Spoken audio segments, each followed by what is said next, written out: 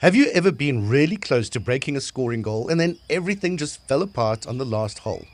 But the real question is, do you know why that happens and how to stop it from happening again? I'm standing here on the tee of hole 9 at the stunning George Golf Club, right here on South Africa's Garden Route and just around the corner from the homes of some golfing greats such as Ernie Els and Louis Oosthuizen. This is the last hole of my round, and after tallying up my score for the first time all day, I see that I've got 9 shots in hand. That means I am on track to break 50 for the first time since taking up golf less than a year ago. It's been my best day ever, even with some bumps along the way. But this last hole, well, it's still medal play and it's caused me some serious problems before. Now, if you're just joining me for the first time, check out the full series linked below in the description. Hole 9 has been a tough nut for me to crack both the previous times I've played it. It's long today at 374 yards, but that's not the only thing that makes it difficult. From the satellite photo, you can see that it's almost a double dogleg snaking its way up to the clubhouse. There's OB left and even straight if you're a long driver of the ball, and there's a lot of trees on the right as well. It also undulates up, then down, and then there's a long uphill again to the green, which in itself is extremely tricky, as you'll see. But my pre-game plan today is just to keep it simple. Firstly, stay in play by finding the large landing area with my drive. This will allow me to lay up nicely, because to go for the green from here is really a stretch for me, especially with a likely downhill lie, and it just opens up all sorts of trouble, including the bunker front right of the green. This should then give me a simple pitch on for 3, allowing me to stay below the hole, which is important here, making it much easier to avoid another 3-putt. So that should give me a shot at a total of 46, which is actually edging very close to even breaking the 90 pace. Well, that's all very reasonable in theory, but can I execute?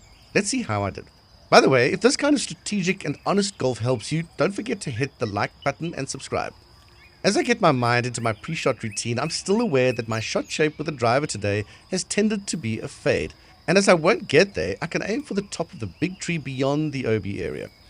This will hopefully allow the ball to roll a little bit further if I can get it onto the downhill slope.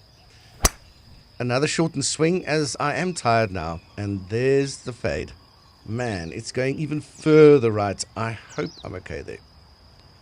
Well, it could be worse, but I have missed the fairway, and although the ball is sitting up nicely, I have both an uphill lie with the ball also below my feet. In theory, these should cancel each other out. However, I still have a very long way to go, and with the uphill lie increasing loft, I'm going to have to take a lower lofted club to have any hope of staying on plan. To be honest, this is very much out of my comfort zone, but I'm going to do my best with what I've got without trying to be a hero. And it looks like I've done something wrong, as it is hooking left. Maybe the face was too closed on impact. Well, like I said, not my comfort zone. Once again, I haven't touched the fairway, but we are still on plan, kinda. Short and left, but this is a good distance for me. 65 yards is my stock 3/4 shot with my gap wedge, so with the 3 yards of elevation to the pin, I should be bang on. The only problem is the thick grass, and it's very muddy here. And that's just not good enough. Maybe the club head got held up a bit in the grass, so I am well short of the green in a soggy part of the fairway. Come on, Ian. Up and down from here is still possible. Just keep it below the hole. And what is that? I've thinned it, and it's put me a good 5 yards past the hole. Now this is just tiredness, lack of concentration, and I'm making silly little mistakes. So unnecessary, and now I'm exactly where I did not want to be with a 17-foot downhill slider. And for the first time today, I go 5 foot past the hole. My make rate at 6 foot is about 50%, so this is far from certain, especially as it's still strongly right to left. But not that much. Oh dear. Now that was not nice to watch, but the lessons learned have helped me to drop my scores by at least 5 shots since then. 1, by using driver when tired and off a tricky tee instead of something more confidential, like my 5-wood, I set up a stressful second shot. 2, instead of bunting an easy hybrid for that shot, I used my 4-iron, something that is 50-50 at best. 3, when the golf gods gave me a third chance, I was uncommitted with my gap wedge and failed to get it on the green. And 4, when I got yet another chance, another uncommitted shot set me up for a very poor putting show.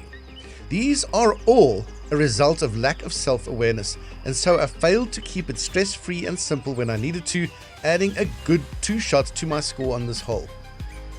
Now I still scored 48 on the front 9 and achieved my goal, but we can all see that there is huge scope for easy improvement.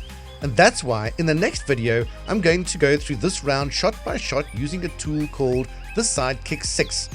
It's an adaptation by Golf Sidekick of Tiger Woods' legendary Tiger 5 system, tailored for us mid to high handicappers. Because once you can measure it, you can fix it. Click here to watch the full 9-hole recap and learn how to use the Sidekick 6 to drop your scores fast.